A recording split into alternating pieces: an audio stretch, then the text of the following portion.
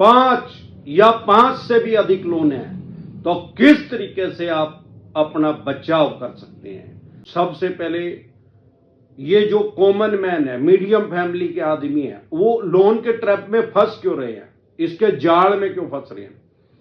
वो बेसिक जरूरत के लिए 1 2 या मैक्सिमम 3 लोन लेते हैं। किसी ज्यादा जरूरत के लिए होम लोन ले लिया, गाड़ी का लोन ले लिया, कोई व्हीकल लोन ले लिया, या कोई ज्यादा जरूरत के लिए पर्सनल लोन ले लिया।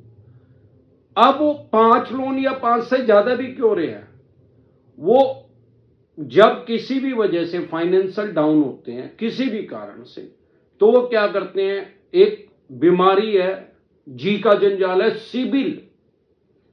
सिबिल को बचाने के लिए लोन लेते हैं। 3 लोन को चुकाने के लिए 1 लोन और लेते हैं, फिर 5 हो गए, फिर 6 हो गए, फिर 7 हो गए, फिर 8 हो गए, फिर 9 हो गए, फिर 10 हो गए। अरे 25 लोन किसी को नहीं मिलते। जो हजारों करोड़ रुपए लेके भाग गए, 13,000 करोड़ रुपए लेके चले गए, मेहुल चोकसी जैसे, उनको भी 25 लोन नहीं थे। नंबर ऑफ लोन के 25 नहीं थे, नंबर ऑफ लोन तो कम थे, अमाउंट ज्यादा था। फिर क्या कर रहे हैं, फिर क्रेडिट कार्ड ले रहे हैं, क्रेडिट कार्ड और ले रहे हैं, और लोन के ट्रैप में, जाल में फंसते जा रहे हैं। क्या कारण है, सिबिल को बचाना है। वर्ल्ड का सबसे बड़ा क्राइम, दुनिया का सबसे बड़ा अपराध, एक लोन को चुकाने के लिए दूसरा लोन लेना। यह बात मैंने कहीं पढ़ी नहीं है, अपने एक्सपीरियंस से बता रहा हूं, क्योंकि हजारों आदमियों को मैं एडवाइस दे चुका हूं। जब वो मेरे से टेलीफोनिकली एडवाइस लेते हैं, मेरे को बताते हैं, मीडियम फैमिली के आदमी, कॉमन मैन जो है, उनका लोन के ट्रैप में, जाल में फंसने का कारण ही यही है। मैं पूछता हूं, भाई ये 12 लोन कैसे हो गए, 10 क्रेडिट कार्ड कैसे हो गए? क्या जी, लोन को चुकाने के चक्कर में, भाई सिबिल को बचाने के चक्कर में। अब मैं अपने एक्सपीरियंस से कह रहा हूं कि वर्ल्ड का सबसे बड़ा क्राइम है, दुनिया का सबसे बड़ा अपराध ही है, इससे बड़ा कोई अपराध नहीं है कि 3 लोन तो चुकाए नहीं जा रहे, एक और एक और एक और। अबे फिर 13 हो जाएंगे, अब 3 मांग रहे हैं, 3 खत्म है, फिर 13 खत्म हो जाएंगे यार। सबसे बड़ी बेवकूफी है। पहली बात तो इसको सिबिल को ही समझेंगे क्या बीमारी है। भाई बैंकिंग का तो जब 184 साल हो गया, 1841 में हो रहा है, बैंक ऑफ मद्रास था उसका नाम।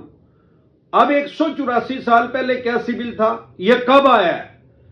1993 में आरबीआई की गाइडलाइंस आई कि कोई भी आदमी 1 करोड़ रुपए का अगर लोन डिफॉल्ट कर दे, उस टाइम एनबीएफसी कंपनी नहीं थी 1993 में, और ना ही हमारे देश में प्राइवेट बैंक आए थे, तो उसका रिकॉर्ड रखा जाए। ताकि पहले क्या था, उस टाइम 1993 तक तो कंप्यूटर तो आए नहीं थे बैंकों के अंदर, तो डाटा शेयर नहीं हो रहा था। वो लोग क्या कर रहे थे, जिनकी इंटेंशन चीटिंग की है, एक बैंक से लोन ले लिया, उसी की दूसरी ब्रांच से ले लिया, या अन्य किसी बैंक से ले लिया, सेम डिस्ट्रिक्ट में ही ले लेते थे, क्योंकि उस टाइम जो मैनुअल रिकॉर्ड था सारा रजिस्टर के अंदर था, और दूसरे बैंक को पता ही नहीं लगता था। उससे फ्रॉड कर दिया, दूसरे से कर दिया, 5वें से भी कर दिया।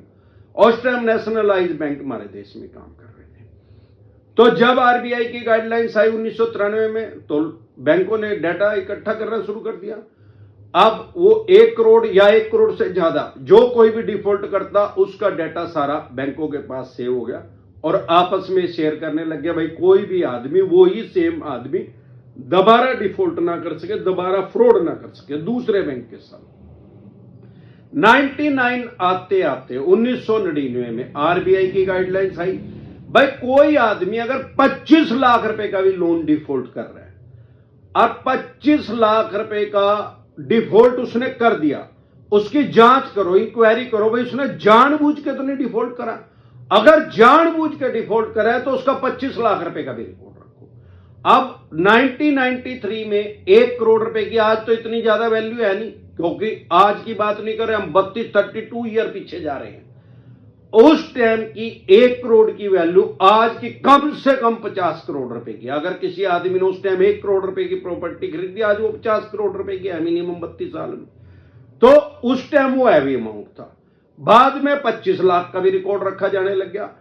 2002 आते आते हमारे देश में प्राइवेट बैंक भी आ गए, एनबीएफसी कंपनी का भी जन्म हो गया, नॉन बैंकिंग फाइनेंस कंपनी का भी जन्म हो गया, और सिबिल का भी जन्म हो गया। सिबिल है क्या, इसकी फुल फॉर्म क्या है?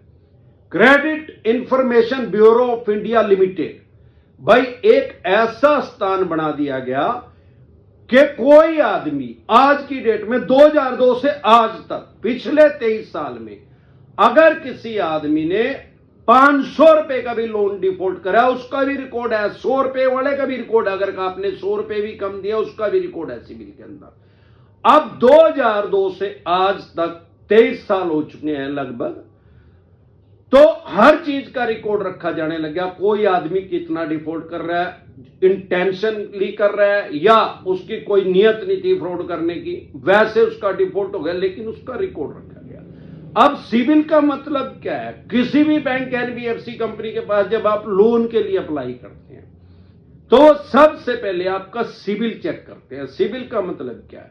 सिविल की फुल फॉर्म मैंने आपको बता दी सामान्य बोलचाल की भाषा में। सिविल जो है आपका व्यवहार बताता है, आपका लेन देन कैसा है, आपका व्यवहार कैसा, आपकी नियत कैसी है, आप टाइमली पैसा देते हैं कि नहीं, या लेट करके देते हैं या बिल्कुल ही नहीं देते। तो वो सारी चीज, जैसे आदमी का चरित्र प्रमाण पत्र होता है ऐसे ही ये फाइनेंशियल करेक्टर है। जैसे करेक्टर सर्टिफिकेट होता है, जब स्कूल चेंज करते हैं तो करेक्टर सर्टिफिकेट मांगते हैं, ये फाइनेंशियल करेक्टर है, पैसे का चरित्र प्रमाण पत्र, पैसे का प्रमाण पत्र, भाई इसका व्यवहार कैसा है इस आदमी का, उससे पता लगता है। अब जब किसी आदमी का सिविल खराब होता है तो उसको लोन नहीं मिलता, नेचुरल है, स्वाभाविक है। लेकिन ऐसा भी नहीं है कि किसी आदमी का 850 सिविल है। सिविल जो होता है 300 से स्टार्ट होता है और मैक्सिमम 900 तक जाता है। 300 से कम सिविल नहीं होता। आपका आज तक लोन नहीं लिया तो इसका मतलब ये नहीं है कि आपका 1 सिविल है या आपका 50 सिविल है। Minimum 300, maximum 900। अब किसी आदमी ने एक कोई ओप्पो वीवो का फोन ले लिया, 15-20 हजार रुपए का ले लिया, ईएमआई पे, किस्तों पे, टाइमली दे दिए। कोई छोटी एलईडी ले ली 20-30-50 हजार रुपए की, उसका भी टाइमली दे दिया, तो उसका सिविल अप हो गया। अब सिविल हो गया 850। अब ये नहीं है कि अब उसको 50 करोड़ रुपए का लोन मिल जाएगा, भाई उसका तो 850 सिविल है, नहीं। वो तो सिविल तो उसका फाइनेंशियल करेक्टर पता लग गया। अब उसकी औकात देखेगा बैंक, भाई इसने तो वो पैसा लेकर तो दे दिया था क्योंकि 50 हजार था, अब ये 50 करोड़ मांग रहा है। Does not matter civil. Civil matter करता है सिर्फ व्यवहार बताने में, लेकिन उसके बाद सपोर्टिंग डॉक्यूमेंट्स होते हैं।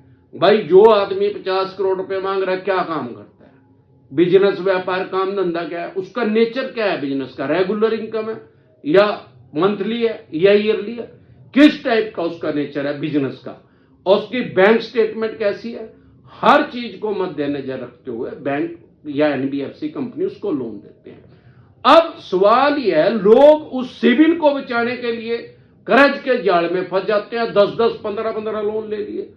अब वो ट्रैप में जब यहां तक फंस जाते हैं, गले तक पानी आ जाता है, तब उनको ध्यान आता है। क्यों ध्यान आता है? अरे अब कोई लोन मिल ही नहीं रहा, ना कोई क्रेडिट कार्ड मिल रहा, चारों तरफ चारों गुणों में कुछ नहीं दिख रहा। तो साथियों, कभी भी इस ट्रैप में ना फंसे। अगर आपके 2-3 लोन है और वो दिए नहीं जा रहे, तुरंत प्रभाव से स्टॉप लॉस, जितना घट हो गया वहीं रोक दो उसको, आगे ना बढ़ो। क्योंकि आगे बढ़ने से क्या होगा, अरे यार ये 3 चवन्नी छाप तंग करेंगे, फिर 13 चवन्नी छाप तंग करेंगे। अगर कोई ऐसा चवन्नी छाप आपको तंग कर रहा है तो अनसिक्योर लोन में घंटा नहीं उखाड़ सकते। यह हमारी वीडियो का टाइटल है। यूट्यूब का सर्च के ऑप्शन में जाकर लिखे घंटा नहीं उखाड़ सकते, आगे लिखे डिसेंट एडवाइस। 21 लाख से भी ज्यादा आदमी देश विदेश में ये वीडियो देख चुके हैं और उनको पता लग गया कि इनसे कुछ नहीं होएगा। मैक्सिमम ये क्या कर सकते हैं, सिविल खराब कर देंगे। सिविल खराब क्या हो जाएगा, फाइनेंशियल डेथ हो जाएगी। अरे हो चलते यार, फाइनेंशियल डेथ, फिजिकल डेथ होने से तो बचेगी आदमी होगी। लोग इनके डर में गलत काम कर रहे हैं, गलत स्टेप उठा रहे हैं। तो डरे घबराए नहीं, अपने राइट्स और अधिकार जान ले। जहां भी आपको ऐसा लगे कि फ्यूचर में मैं पैसे नहीं दे पाऊंगा, तुरंत प्रभाव से स्टॉप लॉस। ऐसा नहीं है कि सिक्योर लोन में आपकी प्रॉपर्टी के एक्शन कर देंगे, तुरंत प्रभाव से एक्सपर्ट एडवाइस लेके अपनी प्रॉपर्टी का बचाव करें। हर काम के अंदर लूप होल होते हैं, उनको यूज करके बल्लू तुम्हारी जेल के फरार, कहते अब बेच के दिखा प्रॉपर्टी। एक बार जोर से मिलकर नारा लगाएंगे, जय ससुराल वालों की।